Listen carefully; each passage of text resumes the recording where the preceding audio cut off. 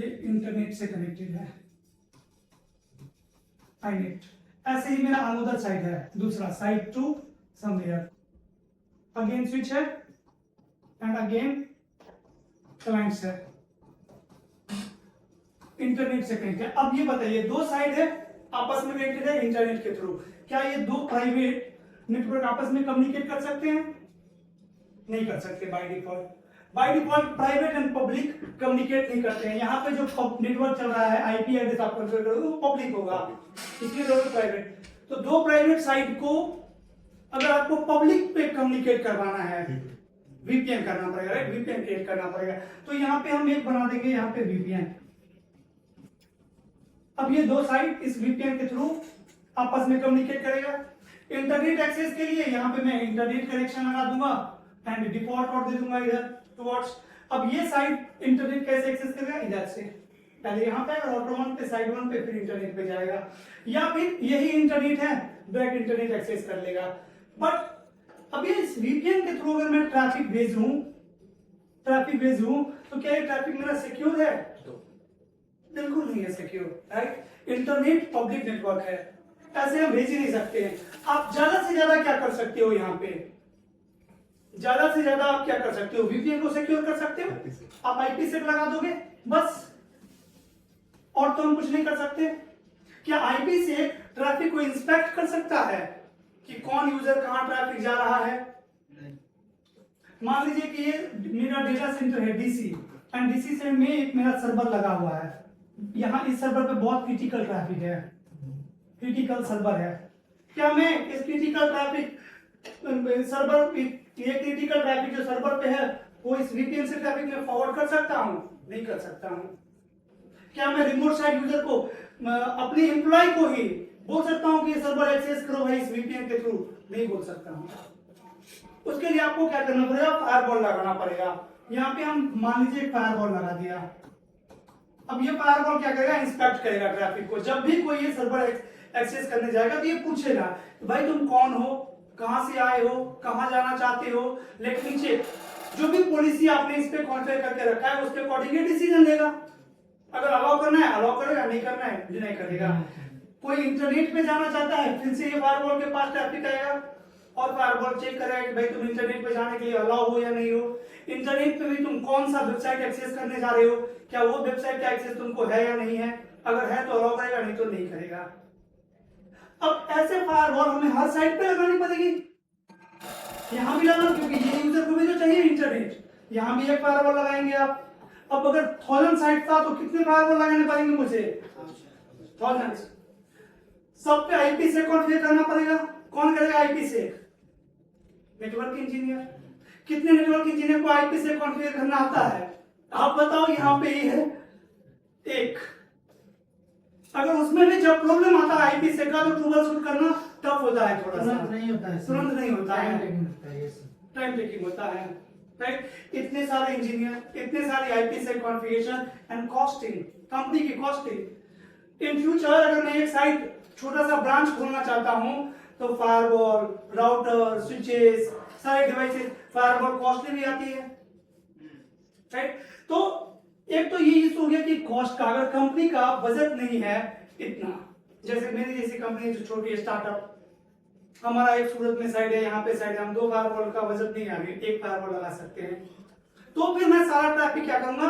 अपने data centre में, पहले जो मेरा मेन ब्रांच है वहां पे एक फायरवॉल लगाया सेंट्रलाइज्ड, और सारे साइट्स को की ट्रैफिक को पहले मैं इस फायरवॉल पे भेजूंगा और उसके बाद इंटरनेट पे भेजूंगा। फॉर एग्जांपल ये यूजर इंटरनेट एक्सेस करना चाहता है तो मैं इस तरीके से राउटिंग कॉन्फ़िगर करूंगा कि पहले ये वीपीएन के थ्रू यहाँ पे फायरवॉल पे ट्रैफिक आए, एंड फायरवॉल इंस्पेक्ट करे, उसको चेक करे कि भाई कौन हो, कहां से आए हो, कहां जा रहे हो, दैट ये डिसाइड करे कि भाई इंटरनेट पे जाना है कि नहीं जाना है, और फिर ऐसे ही रिप्लाई है।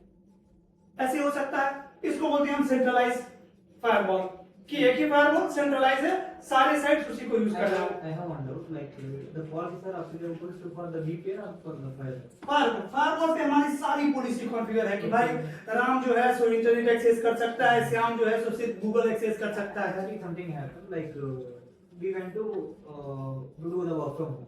We have some network issue at our office. So on now November and December, so all guys are waiting. So they were fixing that internet issue after when we are back.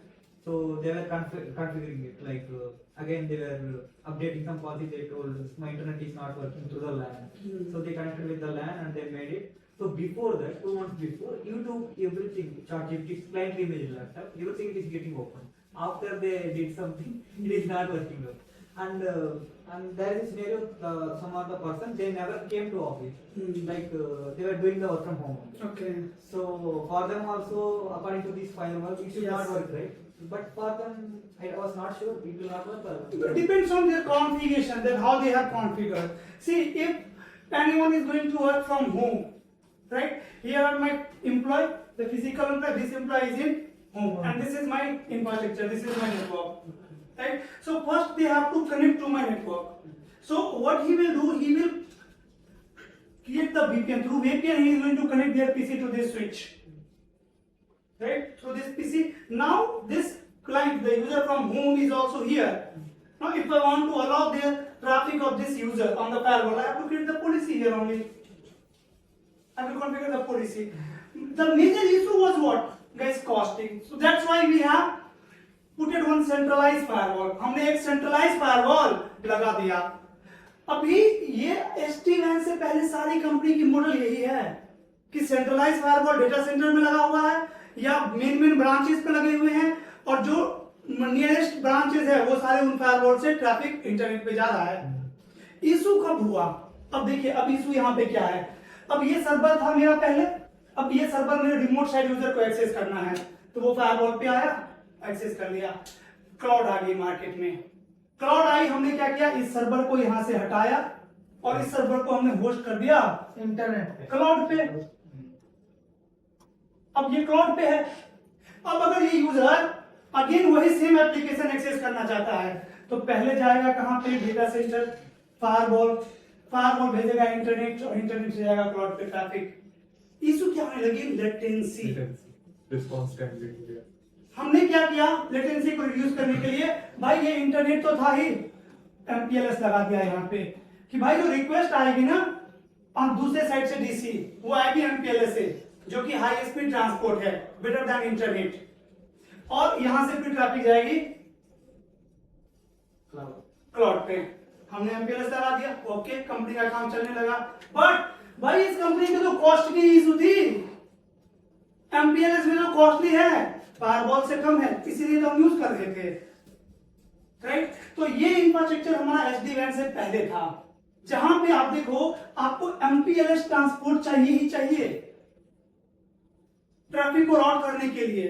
अब SD-WAN क्या बोलता है कि भाई गोली मारो इस MPLS transport को. ये आया मैं ले तो इंटरनेट से कनेक्ट कर, कोई फायरवॉल की जरूरत नहीं है तुमको, डायरेक्ट भेज तुम इंटरनेट पे ट्रैफिक, मैं सारा रिस्पॉन्सिबिलिटी लेता हूं. कौन सा इंस्पेक्शन, कौन सा ये, कौन सा फायरवॉल, किसी की जरूरत नहीं है. डायरेक्ट तुम मेरा WAN डिवाइस परचेज कर, VH और CS साइट पे लगा, कनेक्ट कर और यूज कर इंटरनेट. डायरेक्ट जो तुम्हारे क्लाउड पे सर्विस है डायरेक्ट भेजो, डेटा सेंटर में राउट करने की ट्रैफिक जरूरत नहीं है. इसीलिए SD-WAN पॉपुलर बन गया. सारा मैक्सिमम चीजें ऑलरेडी इंटीग्रेटेड है इसके WAN डिवाइसेस में.